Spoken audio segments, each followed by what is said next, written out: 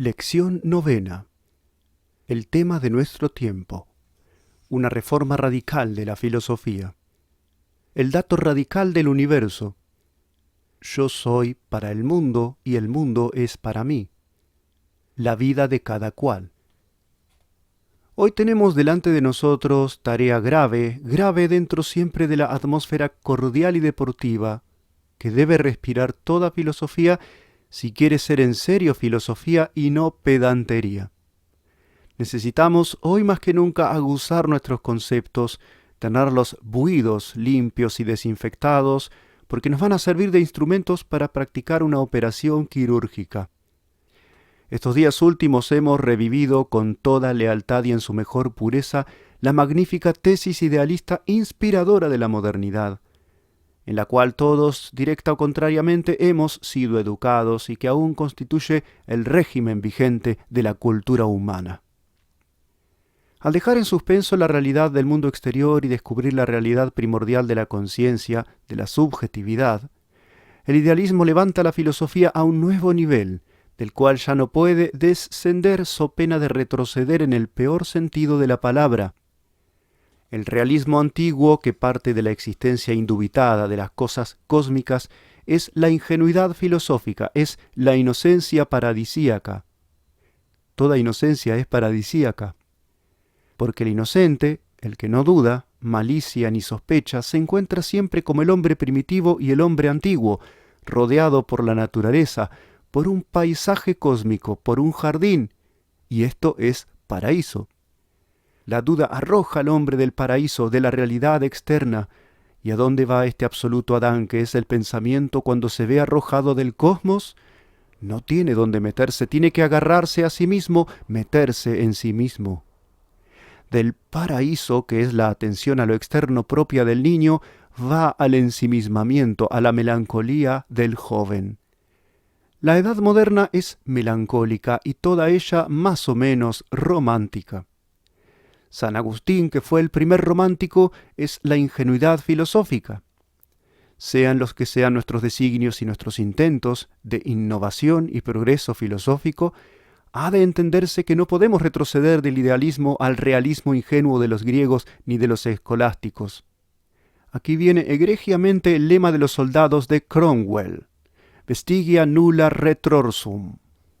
San Agustín fue el primer romántico, formidable, gigantesco en todo, inclusive en su romanticismo, en la capacidad de angustiarse, de atormentarse a sí mismo, de picotearse el propio pecho con su curvo pico de águila imperial católica y romana.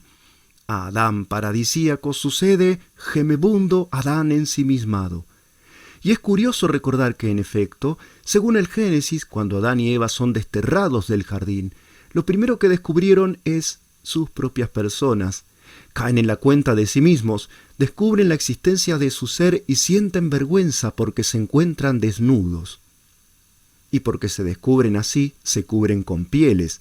Noten ustedes, aquel cubrirse es consecuencia inmediata del descubrirse. Por lo visto, cuando el hombre encuentra su conciencia, su subjetividad, comprende que ésta no puede existir a la intemperie, en contacto con lo exterior, como la roca, la planta, el bicho, sino que el yo humano lo es porque se separa del contorno, se cierra frente a él. El yo es ser encubierto, íntimo, y el traje es el símbolo fronterizo entre lo que yo soy y lo demás. Pero he dicho que aquí el cubrirse es consecuencia inmediata del descubrirse. He dicho mal. Entre lo uno y lo otro se intercala otra cosa. Adán, al descubrirse, se avergüenza de sí mismo, porque se avergüenza, se cubre. Lo que es inmediato, una y misma cosa con descubrirse, es avergonzarse. ¿Qué significa esto? ¿Es la vergüenza en serio la forma como se descubre el yo? ¿Es la auténtica conciencia de sí mismo? La nota antecedente fue, al parecer, eliminada del curso. Vamos más allá del idealismo, por tanto, lo dejamos a nuestra espalda como una etapa del camino ya hecho, como una ciudad en que hemos ya vivido y que nos llevamos para siempre posada en el alma. Nos llevamos el idealismo, es decir, lo conservamos. Era un peldaño en la subida intelectual, Ahora ponemos el pie en otro que está encima del idealismo y no debajo de él. Pero a este fin necesitamos someterlo a quirúrgica operación. En la tesis idealista el yo, el sujeto, se traga el mundo exterior. El yo se ha hinchado ingurgitando el universo. El yo idealista es un tumor. Nosotros necesitamos operar una punción de ese tumor. Procuraremos emplear la más exquisita pulcritud y toda la asepsia recomendable. Pero era necesaria la intervención. El yo estaba muy malo, muy enfermo, de puro irle bien. Para el griego el yo era un detalle en el cosmos. Por eso Platón no usa casi nunca la palabra ego. A lo sumo dirá gemeis, nosotros, esto es la colectividad social, el conjunto público de los atenienses, o bien el grupo menor de los fieles a su academia. Para Aristóteles el yo alma es como una mano, hos heir, que palma el cosmos, se amolda a él para informarse de él, mano implorante de ciego que se desliza entre las cosas. Pero ya en Descartes asciende el yo a rango de primera verdad teorética y al hacerse mónada en Leibniz, al cerrarse en sí y segregarse del cosmos grande, se hace un mundito íntimo, un microcosmos, y es, según Leibniz mismo, un petit Dieu, un microtheos. Y como el idealismo culmina en Fichte, en él también toca el yo el cenit de su destino, y el yo es lisa y llanamente universo, todo. El yo ha gozado de una carrera brillante, no podrá quejarse, no puede ser más. Y sin embargo se queja, y se queja con razón. Porque al tragarse el mundo el yo moderno se ha quedado solo, constitutivamente solo. Parejamente el emperador de China, por su propio rango supremo, está obligado a no tener amigos, que sería tener iguales. Por eso uno de sus títulos es el de hombre solitario. El yo del idealismo es el emperador de la China de Europa. El yo quisiera, en la medida de lo posible, superar su soledad a una costa de no ser él todo. Es decir, que ahora lo que quiere es ser un poco menos para vivir un poco más. Quisiera cosas en torno distintas de él, otros yo diferentes con quienes conversar, es decir, tú y él, y sobre todo ese tú, el más distinto de mí, que es el tú que es ella. O para el yo de ella, el tú que resulta ser él. En suma, el yo necesita salir de sí mismo, hallar un mundo en su derredor. El idealismo ha estado a punto de cegar las fuentes de las energías vitales, de aflojar totalmente los resortes del vivir, porque casi ha conseguido convencer al hombre en serio, es decir, vitalmente, de que cuanto le rodea solo era imagen suya y él mismo. Como, por otra parte, la mente primaria, espontánea e incorregible sigue presentándonos todo eso como efectiva realidad distinta de nosotros, era el idealismo una terca y tenaz marcha a redropelo de la vida y era un insistente, pedagógico hacernos constar que vivir espontáneamente, por su misma esencia, era padecer un error, una ilusión óptica. Ni el avaro podría darse el gusto de seguir siendo avaro si creyera, en efecto, que la pieza de oro era sólo la imagen de una pieza de oro, es decir, una moneda falsa, ni el galán seguiría enamorado de una mujer si en verdad se convenciese de que no era tal mujer, sino una imagen suya, un fantôme d'amour. Otra cosa no sería amor, sino amarse, autoerotismo. Precisamente al convencernos de que la mujer amada no es como la creíamos, sino sólo una imagen generosa que nos habíamos formado, se produce en nosotros la catástrofe de la desilusión. Que esto no son exageraciones, que hasta esos detalles del vivir, y el vivir se compone solo de detalles, ha penetrado corrosivamente el idealismo desvitalizando la vida, es cosa que a tener más tiempo yo intentaría probar a ustedes. Pero ahora tenemos inminente ante nosotros la difícil tarea de abrir el vientre al idealismo, de liberar al yo de su exclusiva prisión, de proporcionarle un mundo en torno, de curar en lo posible su ensimismamiento, de intentar su evasión, e quindi uscimo a riveder stelle. ¿Cómo puede volver a salir el yo de sí mismo? ¿No es esto recaer en la ingenuidad antigua? A esto respondo por lo pronto que nunca sería un volver a salir porque el yo ingenuo de la antigüedad no había salido de sí por la sencilla razón de que su ingenuidad consistía precisamente en que no había entrado nunca en sí. Para salir hay que haber estado dentro. No es esto ni solo una perogrullada, ni solo un juego de palabras. El yo, hemos visto, es intimidad. Ahora se trata de que salga de sí conservando su intimidad. ¿No es esto contradictorio? Pero como hemos llegado a este ciclo de lecciones a la sazón vendimial y de las cosechas, se nos viene a las manos oportuno cuanto en los días anteriores cultivamos. Así, esa contradicción no nos asusta porque sabemos ya que todo problema es una contradicción bicorne que se nos planta delante, una contradicción que aparece. En vez de limarle el doble cuerno agresivo fingiendo que no hay tal contradicción, la formulamos con toda su fiereza, como buen toro de casta que es tal problema. El yo es intimidad, es lo que está dentro de sí, es para sí. Sin embargo, es preciso que sin perder esa intimidad el yo encuentre un mundo radicalmente distinto de él y que salga fuera de sí a ese mundo. Por tanto, que el yo sea a la vez íntimo y exótico, recinto y campo libre, prisión y libertad. El problema es para asustar a cualquiera, y si anuncié que iba a practicar una operación quirúrgica, más parece que voy a sufrir yo un riesgo tauromáquico. Por supuesto, cuando se dice que necesitamos superar el idealismo, que el yo se lamenta de vivir recluso, que el idealismo, un día magnífico, excitante de la humanidad, puede llegar a ser nocivo a la vida, no ha de entenderse que reproches tales son objeciones contra la tesis idealista. Si ésta fuese últimamente verdadera, es decir, si no arrastrase dificultades teóricas en su propio interior, a pesar de esos reproches seguiría el idealismo invulnerado e invulnerable.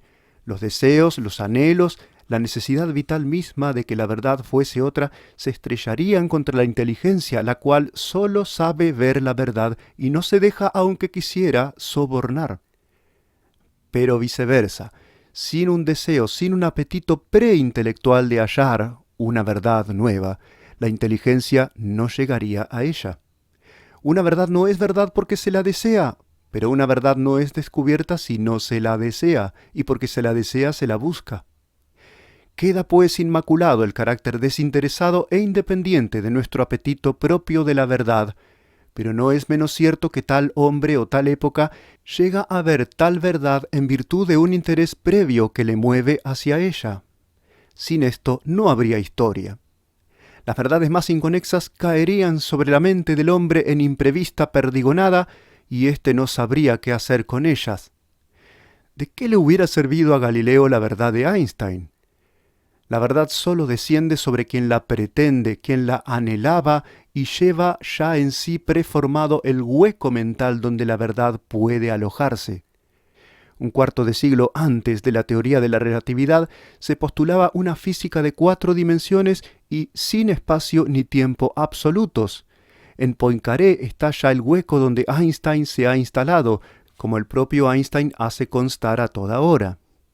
Con sentido escéptico y para desprestigiar la verdad se dice que el deseo es padre de la verdad. Esto es, como todo el escepticismo, un perfecto absurdo o contrasentido. Si se desea una determinada verdad, se la desea si es, en efecto, verdad. El deseo de una verdad trasciende de sí mismo, se deja atrás a sí mismo y va a buscar la verdad.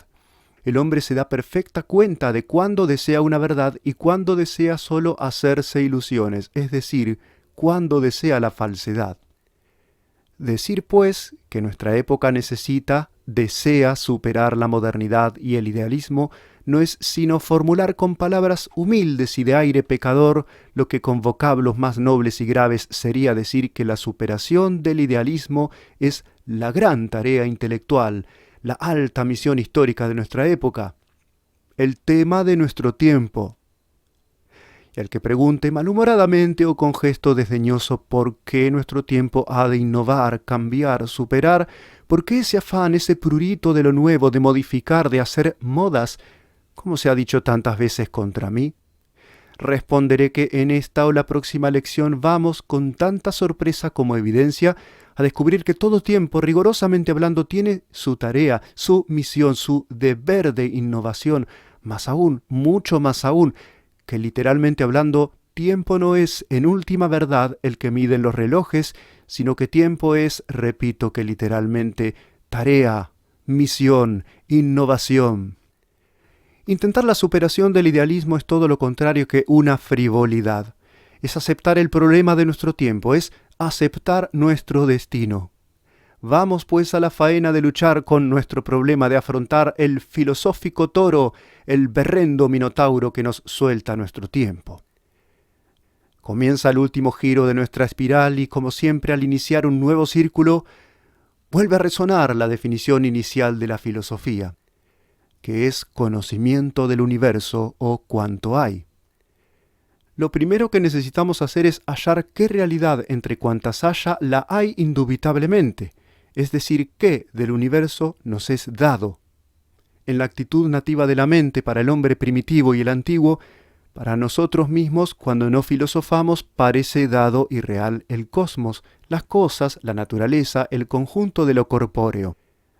Eso es lo que primero se toma como real, como ser. El filósofo antiguo busca el ser de las cosas e inventa conceptos que interpreten su modo de ser.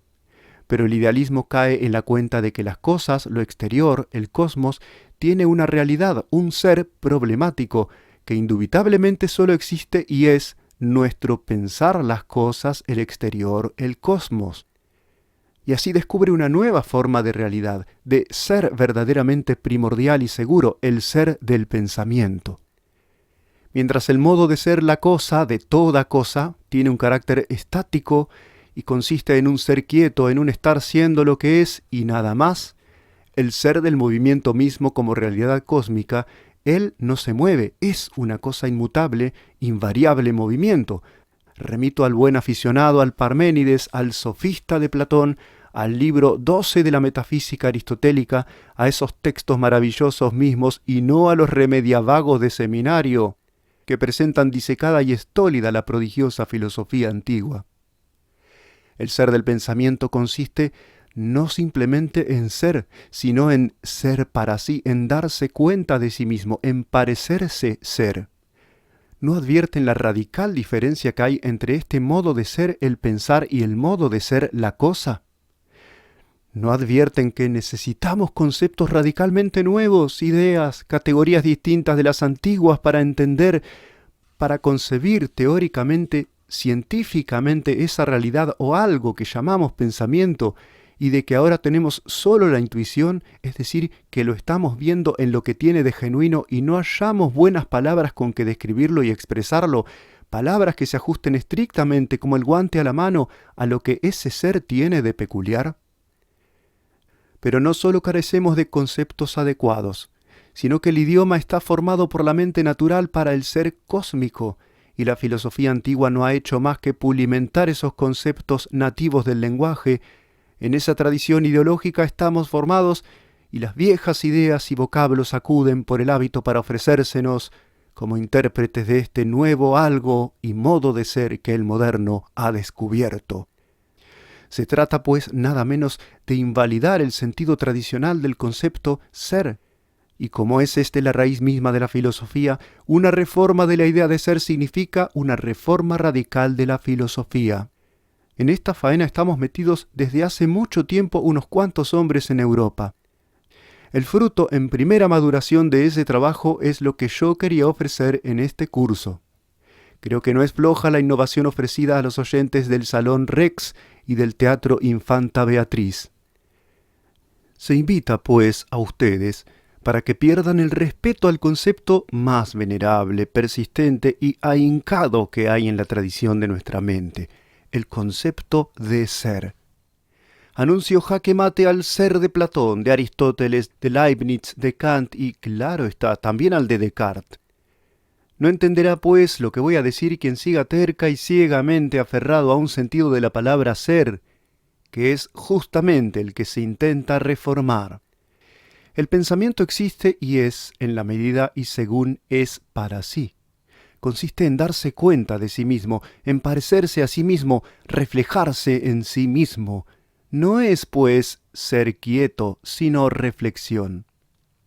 Pero se dirá, como usted decía que el movimiento tiene un ser quieto porque es al cabo y solo esto, movimiento de una vez para siempre, sin cambio, también si el pensamiento consiste en reflexión, esta, la reflexión, tiene una consistencia fija, invariable y quieta. En modo alguno. La reflexión a su vez no es sino un pensamiento mío sin más ser o realidad que ser pensada, en parecerme ser reflexión. Y así sucesivamente y por todos lados hallamos solo un ser consistente en pura referencia a sí mismo, en hacerse a sí mismo, en moverse hacia sí mismo, hallamos solo inquietud. No se entienda esta expresión metafóricamente, sino con toda formalidad. El ser del pensamiento es inquietud, no es estático ser, sino activo parecerse y darse el ser a sí mismo. Para que un pensamiento exista y sea, basta con que lo piense. Pensarlo es hacerlo, darle ser, y no es sino mientras y en tanto que lo pienso, que lo ejecuto, que lo actúo. En cuanto el pensamiento tuviese ser quieto, dejaría de ser porque dejaría yo de actuar, pensándolo. No les asuste si ahora se les escapa un poco de entre los dedos mentales la comprensión de este extraño modo de ser. Nadie puede en un instante superar milenarios hábitos de intelección. Seguramente al oírme han tenido instantes en que creían ver claro, instantes fugaces, pero al punto como una anguila la intuición se les ha escapado y han vuelto a recaer en la exigencia mental de un ser quietud en vez de un ser esencialmente inquieto. No les importe, porque ha de aparecernos esto mismo muy pronto en forma harto más asequible y plástica. Volvamos por ahora a lo que, espero, no nos ofrece dificultad y nos resulta evidente. El pensamiento, al consistir exclusivamente en darse cuenta de sí mismo, no puede dudar de su existencia. Si pienso A, es evidente que existe el pensar A. Por eso la primera verdad sobre lo que hay es esta: el pensamiento existe, cogitatio est. Así concluimos nuestro círculo anterior. Todas las otras realidades podrán ser ilusorias, pero esta, la ilusión misma, el parecerme a mí esto o lo otro, el pensar, existe sin duda posible. Así empieza Descartes. Pero no. Descartes no dice como nosotros el pensamiento existe, cogitatio est, sino que dice quien lo ignora, pienso, luego soy, existo, cogito ergo sum. ¿En qué se diferencia esta proposición de la nuestra?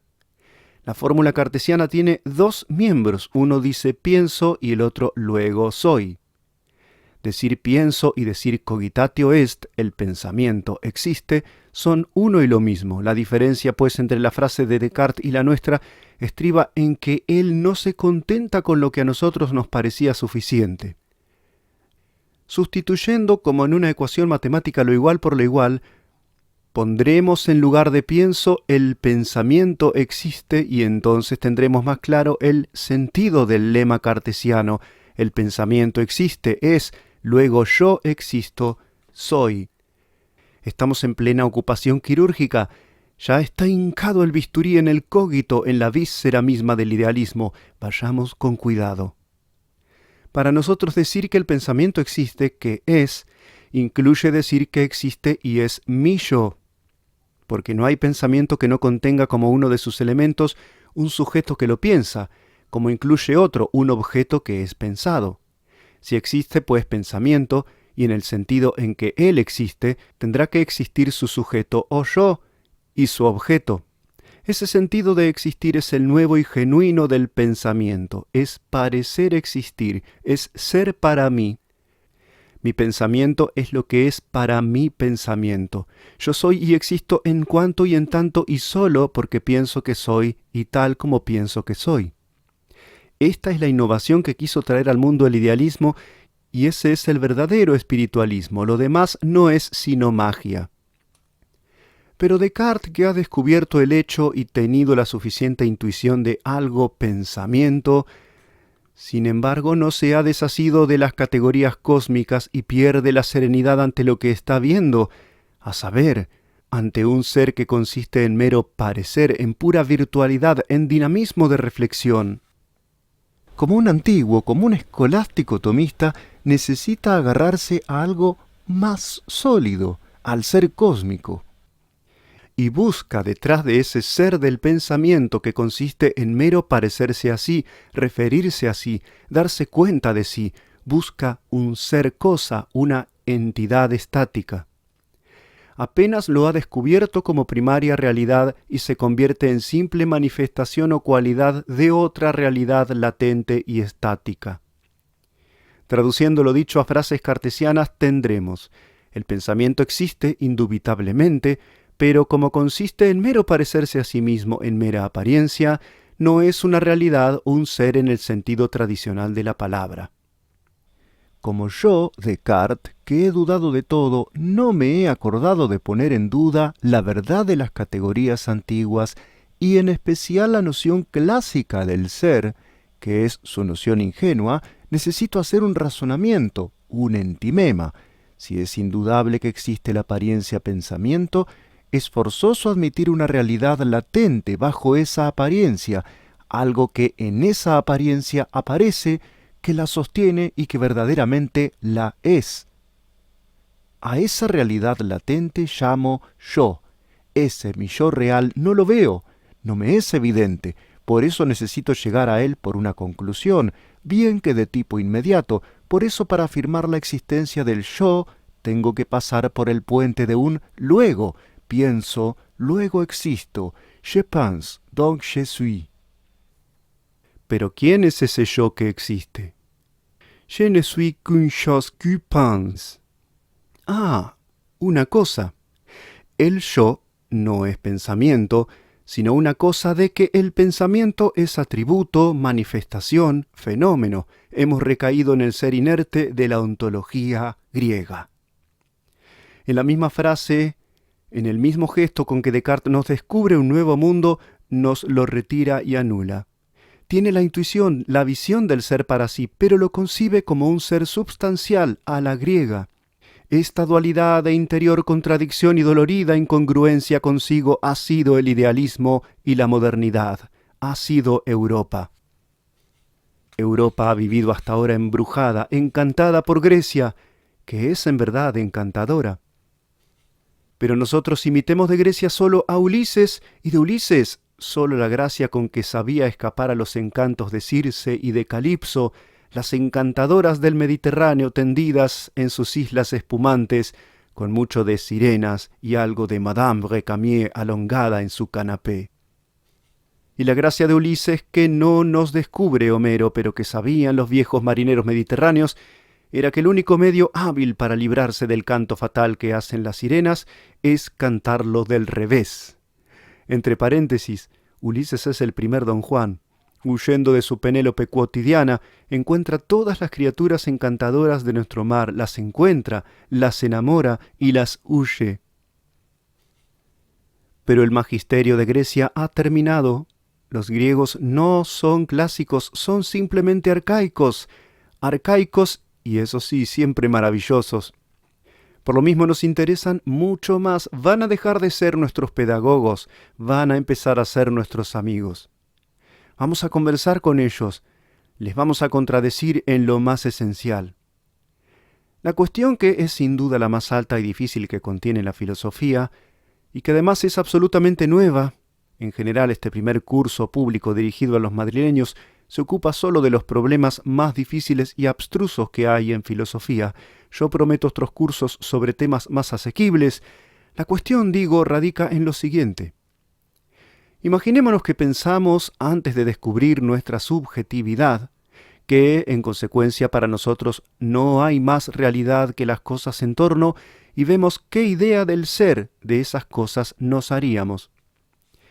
Por ejemplo, en el caballo que vemos en el hipódromo, ¿qué es el ser, la cosa caballo? Presentes tenemos su forma, su color, la resistencia de su cuerpo. El ser del caballo, su realidad, ¿es eso? Sí y no. El caballo no es su forma porque es también su color, etc. Color y forma y resistencia al tacto son cosas entre sí diferentes. El caballo es la unidad de ellas, mejor, una cosa unitaria en que esas otras perceptibles se reúnen.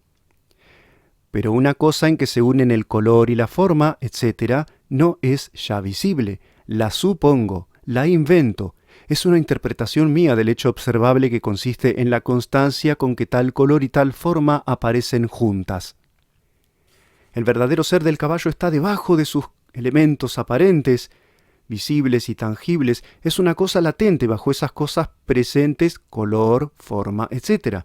Una cosa, pues, que es pensada como soporte unitario a esas otras cosas que llamo cualidades del caballo, no propiamente caballo.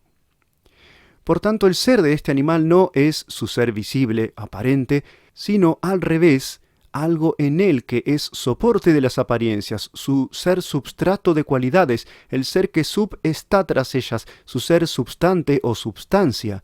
La substancia es pues una cosa que supongo está detrás de lo que yo veo de la cosa, de su apariencia. Pero además el caballo se mueve, cambia de pelo con los años y aún de forma con los trabajos, por tanto las apariencias de él son infinitas. Si el caballo consistiese en todas sus apariencias, habría no un caballo, sino infinitos, todos distintos. Esto quiere decir que el caballo sería esto y lo otro, por tanto, ni esto ni lo otro, ni nada determinado. Pero supongamos que bajo esas apariencias hay un algo invisible, permanente, que produce esas apariencias una tras otra. Entonces diremos que son cambios de un solo, único e invariable ser, la substancia caballo. Mientras el caballo varía y se mueve en la apariencia, tiene en realidad un ser quieto e inmutable. La substancia, además de ser el soporte de las cualidades, es el sujeto permanente de sus variaciones o accidentes. La expresión más característica del concepto helénico del ser es el ser substante o substancial, ser inmóvil e invariable. Incluso en la substancia última, principio de todo cambio y movimiento, en el Dios aristotélico encontraremos un ser que mueve pero no se mueve, un motor inmóvil. Kinun akineton. Esta idea del ser substante y estático es justísima, indestructible si no hay más realidades en el mundo que las que nos llegan de fuera, que las que percibimos, porque en efecto de esas cosas externas tenemos solo sus apariencias ante nosotros. Pero el caballo no existe ni es porque aparezca y en su apariencia, precisamente de esta decimos que es solo apariencia, no realidad. Intenten considerar como realidad, como algo que se basta y se sostiene a sí mismo en el ser, un puro color. Al punto notan ustedes que es tan imposible como que exista un anverso sin reverso, un arriba sin un abajo. El color se revela como un fragmento de una realidad que lo completa, de una materia que lo viste y lleva. Postula, pues, la realidad que le permita existir, y mientras no la hallemos o supongamos, no nos parece haber llegado al ser verdadero, definitivo. A esto aludía yo en mis primeras lecciones, y lo usaba porque es lo más tradicional y notorio, aquello porque hay que comenzar para irse haciendo entender. Esto es, lo decía entonces precisamente para desdecirlo luego, como tantas cosas en este curso que parecían tan sabidas. He aquí por qué Descartes, cuando ve que el pensamiento consiste en aparecerse a sí mismo, no cree que se basta a sí mismo y ciegamente, mecánicamente le aplica la vieja categoría de substancia y busca una cosa substante bajo el pensamiento que lo emita, emane y en él se manifieste. Así le parece haber hallado el ser del pensamiento no en el pensamiento mismo, sino en una cosa que piensa, res cogitans. Para él es la substancia quod nihil aliud indigat ad existendum. De modo que por un lado el pensamiento es lo único que existe indubitablemente, porque le basta con ser apariencia para existir, y por otra parte necesita para existir un soporte latente, inaparente, una cosa que piense. ¿No se advierte que seguimos en la idea del imán, en el hábito mágico de suponer tras lo que vemos como explicación de lo patente, un ente que no vemos y que es él mismo un misterio? En efecto, nadie jamás ha tenido intuición de una substancia. Descartes canjea la primera parte de su frase que es evidente, el pensamiento existe, por la segunda, que es archiproblemática, que es inútil y que desvirtúa el modo de ser del pensamiento, solidificándolo y paralizándolo en ser substante o cosa. No, el yo y el pensamiento no son una cosa. El pensamiento no necesita de nada para existir. Si así fuese, Descartes no podría aceptar la primera parte, no podría decir cogito, el pensamiento existe, y fundar en esa verdad su conclusión, luego existo. Forzoso es reconocer que esta fórmula cartesiana, genial y fecundísima por toda la porción de verdad seminal que a pesar de ella misma arrastra, es en su detalle y conjunto un ovillo de contrasentidos. Por eso no la ha entendido bien casi nadie en los 3 siglos de vida que lleva. Y estén seguros que esos pocos solo han logrado entenderla de verdad porque han tenido el valor de sincerarse consigo mismos y reconocer que primero no la han entendido. Yo he vivido 3 años en un lugar de la Mancha alemana donde se decían especialistas en cartesianismo. Dócilmente me he puesto bajo aquella disciplina día tras día y mes sobre mes. Pues bien, yo aseguro a ustedes que en Marburg no se ha entendido nunca la fórmula de Descartes, base del idealismo que era la filosofía que Marburg pretendía cultivar. Y la esterilidad procedía de lo que es casi constante morbo de las inteligencias. Tratan de sacar a una frase un sentido con más o menos violencia y a eso llaman entenderla. Cuando para entenderla lo que hace falta es preguntarse si ese sentido es el único que la frase tiene, es decir, el único que corresponde a la frase íntegra. El cogito sum puede decir muchas cosas infinitas, pero en verdad dice solo una y es la que importa entender. Descartes substancializa el sujeto del pensamiento y al hacerlo así lo arroja fuera del pensamiento, lo convierte en cosa exterior, cósmica, puesto que no consiste en ser pensado y solo en cuanto pensado y solo por eso interior a sí mismo y haciéndose o dándose el ser a sí mismo. La cosa pensante no se piensa a sí misma como en la substancia piedra o caballo, no consiste en parecerse a sí misma caballo o piedra. Ahora bien, yo no soy sino lo que me parece que soy, así, radicalmente, a rajatabla. Lo demás es magia. La incapacidad del idealismo para inventar un nuevo modo de ser que le permita completa fidelidad a su tesis aparece no menos clara si del sujeto del pensamiento pasamos al objeto.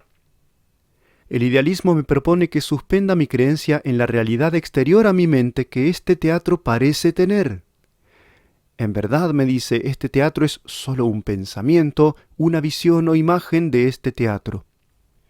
De esta manera, resulta igual a aquella quimera de que otro día hemos hablado y que calificábamos de ente imaginario, sacándola así del jardín real y metiéndola en la fontana, es decir, en la mente. Las cosas son, por lo pronto, no más que contenidos de la conciencia. Este es el término que el siglo XIX ha usado más en filosofía, que no está en Descartes, aunque podía y debía estarlo, pero que pulula ya en los libros de Kant. Merced a él tomamos la realidad exterior y la ponemos dentro de la mente. Pero vayamos quedos. Veamos qué es firme y qué es inaceptable en esta tesis fundamental del idealismo. Es firme que la presunta realidad externa del mundo es sólo presunta, es decir, que una realidad en sí, independiente de mí, es archiproblemática. Por tanto, la filosofía no puede aceptarla. ¿Esto qué significa? Simplemente que el mundo exterior no está en verdad aparte de mi darme cuenta, que el mundo exterior no existe en el mundo exterior, sino en mi darme cuenta. ¿Dónde lo pondremos entonces? Dentro de mi darme cuenta, de mi mente, de mi pensamiento, de mí.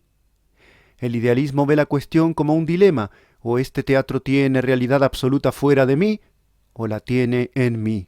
En algún sitio tiene que estar para ser y no hay duda que algo es. No puedo asegurar que esté fuera porque yo no puedo salir de mí para ir fuera de mí a esa pretendida realidad absoluta. Luego no queda más que reconocer su existencia en mí como contenido mental. Pero el idealismo debió andar con más cautela. antes de resolver que no hay más que esas dos posibilidades, o fuera de mí, o dentro de mí, debió tranquilamente meditar lo siguiente. ¿Tiene sentido inteligible la expresión contenido de la conciencia o mental cuando se dice de este teatro? ¿O es más bien un riguroso contrasentido, es decir, una combinación de palabras que entre sí se repugnan como cuadrado redondo? Veámoslo. ¿Con qué significado uso la palabra este teatro? Por este teatro entiendo una habitación de 20 metros de alta, o los que sean, por tantos de ancha, con telas azules y bambalinas, etc. Si yo digo que eso es contenido de mi conciencia, de mí, digo que forma parte efectiva de mí algo extenso con un tamaño de 20 metros de color azul, etc. Pero si forma parte de mí, yo podré decir que, en parte al menos, mi pensamiento tiene tantos metros de alto por tantos de ancho, y en consecuencia, que soy extenso, que mi pensamiento ocupa espacio y que tiene un pedazo azul. Pronto se advierte el absurdo de esto, y el idealista se defiende diciendo: retiro la expresión teatro contenido de conciencia, y en vez de ella digo lo que es contenido de mi pensamiento o conciencia es, claro está, solo mi pensar el teatro, la imagen o el imaginar este teatro. Ahora en efecto no hay inconveniente. Yo soy pensar, yo soy imaginar. Nada extraño hay en que mi pensar, mi imaginar formen parte de mí o sean contenidos míos. Pero entonces ya no se habla de teatro, el teatro lo hemos dejado fuera. Era pues falso que o fuera o dentro. El teatro, la realidad externa que queda siempre fuera, no está en mí. El mundo no es mi representación. Por la simplísima advertencia de que en esta frase de Schopenhauer, como en casi todo el idealismo, se usan las palabras con doble sentido equívoco. Yo me represento el mundo. Lo mío aquí es el acto de representar, y este es un sentido claro de la palabra representación. Pero el mundo que me represento no es mi representación, sino lo representado. Lo mío es el representar, no lo representado. Schopenhauer confunde elementalmente en la sola palabra representación los dos términos cuya relación se trata precisamente de discutir, el pensar y lo pensado. He aquí por qué perentoria razón califiqué el otro día de tosca esa famosa frase, título de su divertido libro. Es más que tosca.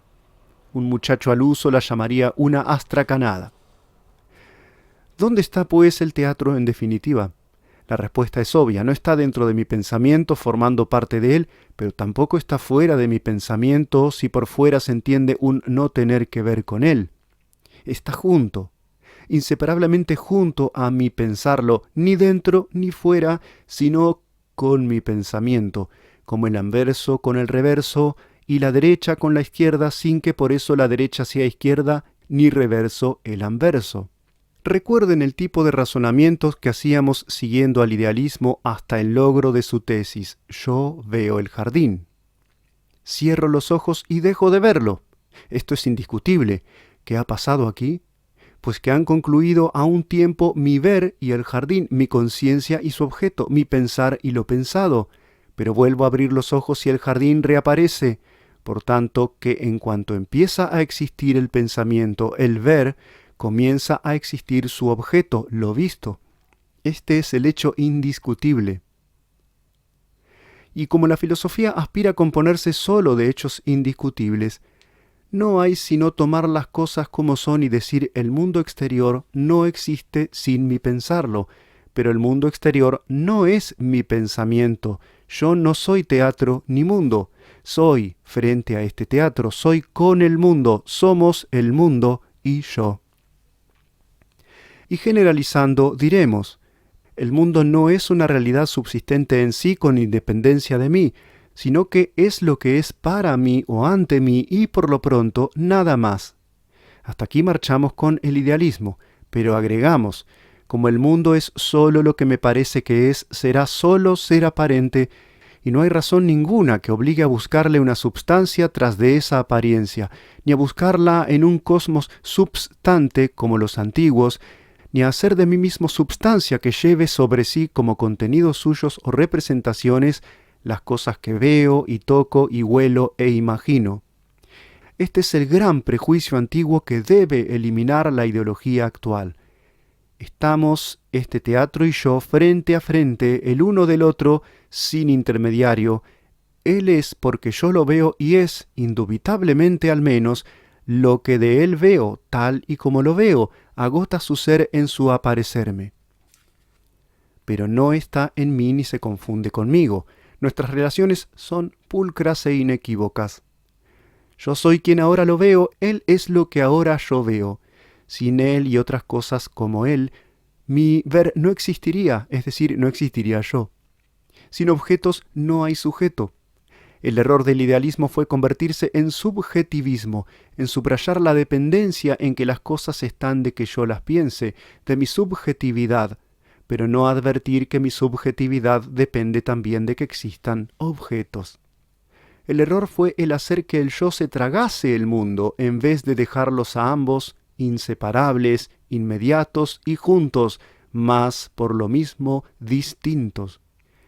Tan ridículo quid pro quo fuera decir que yo soy azul porque veo objetos azules, como decir que el objeto azul es un estado mío, parte de mi yo, porque se ha visto por mí.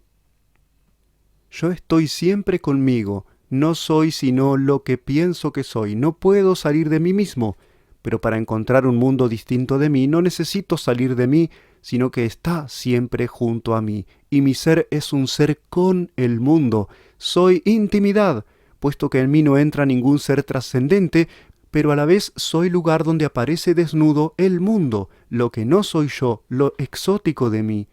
El mundo exterior, el cosmos, me es inmediato y en este sentido me es íntimo, pero él no soy yo y en este sentido me es ajeno, extraño.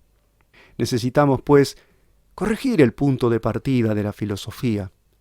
El dato radical del universo no es simplemente el pensamiento existe o yo, pensante, existo, sino que si existe el pensamiento existen ipso facto, yo que pienso, y el mundo en que pienso, y existe el uno con el otro, sin posible separación.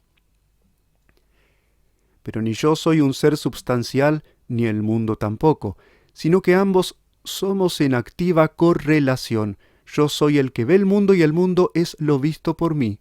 Yo soy para el mundo, y el mundo es para mí. Si no hay cosas que ver, pensar e imaginar, yo no vería, pensaría o imaginaría, es decir, yo no sería. En un rincón de la obra de Leibniz, donde hace rápida crítica de su antecesor Descartes, hace notar que, a su juicio, no hay una sola verdad primera sobre el universo, sino dos igualmente e inseparablemente originarias. Una reza sum cogitans. Existe el pensamiento, y la otra dice plura a me cogitantur. Muchas cosas son pensadas por mí. Es sorprendente que hasta ahora no se haya aprovechado esta gran ocurrencia, ni siquiera por el propio Leibniz. En suma, señores, que al buscar con todo rigor y exacerbando la duda cuál es el dato radical del universo, ¿qué hay indudablemente en el universo?, me encuentro con que hay un hecho primario y fundamental que se pone y asegura a sí mismo. Este hecho es la existencia conjunta de un yo o subjetividad y su mundo. No hay el uno sin el otro. Yo no me doy cuenta de mí sino como dándome cuenta de objetos, del contorno. Yo no pienso sino pienso cosas, por tanto, al hallarme a mí, hallo siempre frente a mí un mundo. Yo, en cuanto a subjetividad y pensamiento, me encuentro como parte de un hecho dual cuya otra parte es el mundo. Por tanto, el dato radical e insofisticable no es mi existencia, no es yo existo, sino que es mi coexistencia con el mundo. La tragedia del idealismo radicaba en que, habiendo transmutado alquímicamente el mundo en subjeto, en contenido de un sujeto, encerraba a éste dentro de sí, y luego no había manera de explicar claramente cómo, si este teatro es sólo una imagen mía y trozo de mí, parece tan completamente distinto de mí. Pero ahora hemos conquistado una situación completamente diferente. Hemos caído en la cuenta de que lo indubitable es una relación con dos términos inseparables. alguien que piensa, que se da cuenta y lo otro de que me doy cuenta. La conciencia sigue siendo intimidad, pero ahora resulto íntimo e inmediato no solo con mi subjetividad, sino con mi objetividad, con el mundo que me es patente. La conciencia no es reclusión, sino al contrario, es esa extrañísima realidad primaria, supuesto de toda otra, que consiste en que alguien, yo, soy yo precisamente cuando me doy cuenta de cosas, de mundo. Esta es la soberana peculiaridad de la mente que es preciso aceptar, reconocer y describir con pulcritud, tal y como es, en toda su maravilla y extrañeza. Lejos de ser el yo, lo cerrado es el ser abierto por excelencia. Ver este teatro es justamente abrirme yo a lo que no soy yo.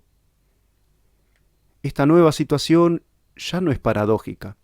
Coincide con la actitud nativa de la mente, la conserva y reconoce su buen sentido, pero también salva de la tesis realista que sirve de base a la filosofía antigua lo esencial de ella, que el mundo exterior no es ilusión, no es alucinación, no es mundo subjetivo. Y todo esto lo logra la nueva posición insistiendo y depurando la tesis idealista, cuya decisiva afirmación consiste en advertir que sólo existe indubitablemente lo que a mí me parece existir. Ven ustedes cómo las ideas hijas, las verdades noveles, llevan en el vientre a sus madres, a las verdades viejas, a las fecundas verdades viejas. Repitamos, toda superación es conservación. No es verdad que radicalmente exista solo la conciencia, el pensar, el yo. La verdad es que existo yo con mi mundo y en mi mundo, y yo consisto en ocuparme con ese mi mundo, en verlo, imaginarlo, pensarlo, amarlo, odiarlo, estar triste o alegre en él y por él, moverme en él, transformarlo y sufrirlo. Nada de esto podría serlo yo si el mundo no coexistiese conmigo, ante mí, en mi derredor, apretándome, manifestándose, entusiasmándome, acongojándome. Pero, ¿qué es esto? ¿Con qué nos hemos topado indeliberadamente? Eso, ese hecho radical de alguien que ve y odia y quiere un mundo y en él se mueve y por él sufre y en él se esfuerza, es lo que desde siempre se llama en el más humilde y universal vocabulario mi vida. ¿Qué es esto? Es sencillamente que la realidad primordial, el hecho de todos los hechos, el dato para el universo, lo que me es dado es mi vida. No mi solo yo, no mi conciencia hermética, estas cosas son ya interpretaciones, la interpretación idealista. Me es dada mi vida, y mi vida es ante todo un hallarme yo en el mundo, y no así vagamente, sino en este mundo, en el de ahora, y no así vagamente en este teatro, sino en este instante, haciendo lo que estoy haciendo en él, en este pedazo teatral de mi mundo vital, estoy filosofando. Se acabaron las abstracciones. Al buscar el hecho indubitable no me encuentro con la cosa genérica pensamiento, sino con esto. Yo que pienso es el hecho radical, yo que ahora filosofo. He aquí cómo la filosofía lo primero que encuentra es el hecho de alguien que filosofa, que quiere pensar el universo y para ello busca algo indubitable. Pero encuentra, nótenlo bien, no una teoría filosófica, sino al filósofo filosofando, es decir, viviendo ahora la actividad de filosofar, como luego ese mismo filósofo podrá encontrarse vagando melancólico por la calle, bailando en un dancing o sufriendo un cólico o amando la belleza transeúnte. Es decir, encuentra el filosofar, el teorizar como acto y hecho vital, como un detalle de su vida y en su vida enorme, alegre y triste, esperanzada y pavorosa. Lo primero, pues, que ha de hacer la filosofía es definir ese dato, definir lo que es mi vida, nuestra vida, la de cada cual. Vivir es el modo de ser radical, toda otra cosa y modo de ser lo encuentro en mi vida, dentro de ella, como detalle de ella y referido a ella. En ella todo lo demás es y es lo que sea para ella, lo que sea como vivido. La ecuación más abstrusa de la matemática, el concepto más solemne y abstracto de la filosofía, el universo mismo, Dios mismo, son cosas que encuentro en mi vida, son cosas que vivo. y su ser radical y primario es, por tanto, ese ser vividas por mí, y no puedo definir lo que son en cuanto vividas si no averiguo qué es vivir. Los biólogos usan la palabra vida para designar los fenómenos de los seres orgánicos. Lo orgánico es tan solo una clase de cosas que se encuentran en la vida junto a otra clase de cosas llamadas inorgánicas. Es importante lo que el biólogo nos diga sobre los organismos, pero es también evidente que al decir nosotros que vivimos y hablar de nuestra vida, de la de cada cual, damos a esta palabra un sentido más inmediato, más amplio, más decisivo. El salvaje y el ignorante no conocen la biología, y sin embargo tienen derecho a hablar de su vida, ya que bajo ese término entendamos un hecho enorme, previo a toda biología, a toda ciencia, a toda cultura, el hecho magnífico, radical y pavoroso que todos los demás hechos suponen e implican. El biólogo encuentra la vida orgánica dentro de su vida propia como un detalle de ella, es una de sus ocupaciones vitales y nada más. La biología, como toda ciencia, es una actividad o forma de estar viviendo. La filosofía es antes de filosofar, y filosofar es indiscutiblemente vivir. Como lo es correr, enamorarse, jugar al golf, indignarse en política y ser dama de sociedad, son modos y formas de vivir. Por tanto, el problema radical de la filosofía es definir ese modo de ser, esa realidad primaria que llamamos nuestra vida. Ahora bien, vivir es lo que nadie puede hacer por mí, la vida es intransferible.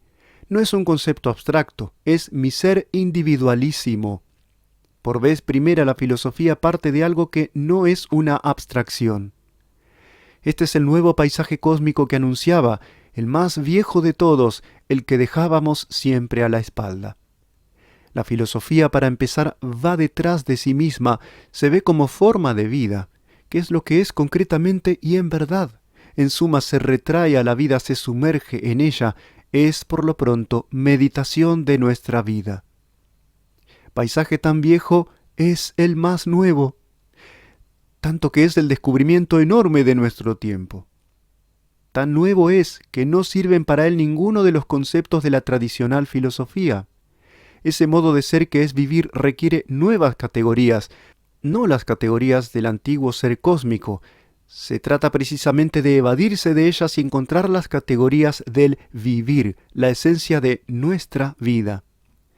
Verán ustedes cómo ahora todo lo que durante la lección de hoy les habrá parecido difícil de entender, impalpable, espectral, juego de palabras, reaparece claro, llano y como si lo hubiesen pensado innumerables veces. Tan claro, tan llano, tan evidente que a veces lo resultará demasiado y al oírlo, pido de antemano perdón por ello, al oírlo les va a azorar porque irremediablemente vamos a tocar el secreto de la vida de cada cual. Vamos a revelar un secreto. La vida es secreto.